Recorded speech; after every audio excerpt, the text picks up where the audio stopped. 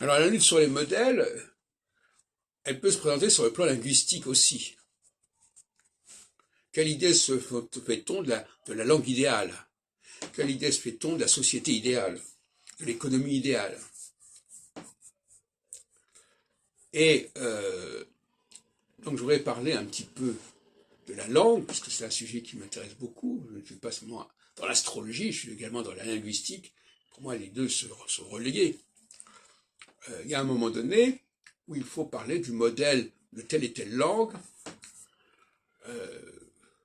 en disant, voilà, vous avez le choix entre plusieurs langues qui sont des outils plus ou moins élaborés, plus ou moins construits, structurés, parfois qui sont des outils plus ou moins dégradés, hybrides, etc., etc. Alors, évidemment, il y a des cas où c'est un peu compliqué. Par exemple, le débat sur les langues,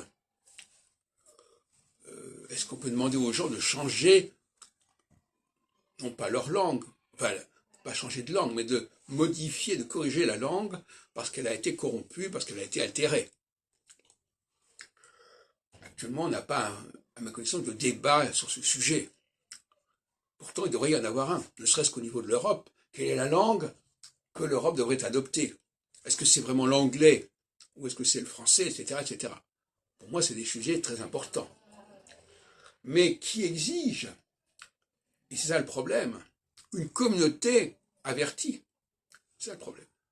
Dans le domaine scientifique, quand il y a des débats autour de telles théories quantiques, relativistes, etc., on peut quand même avoir des gens qui sont compétents pour en juger. Dans le domaine linguistique, ça existe aussi, mais la communauté des praticiens d'une langue,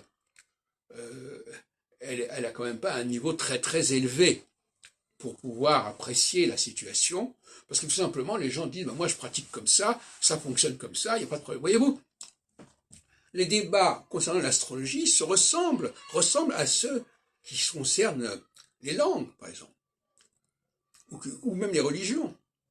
Ce sont des pratiques. Et les pratiquants, les praticiens, bon ben voilà, ils sont habitués à une certaine façon de fonctionner, ils se sont adaptés à cette façon de fonctionner, et ils ne voient pas la nécessité, l'utilité, l'urgence de corriger les choses, corriger la prononciation, corriger l'orthographe, etc. Ça leur paraît complètement dérisoire et inutile.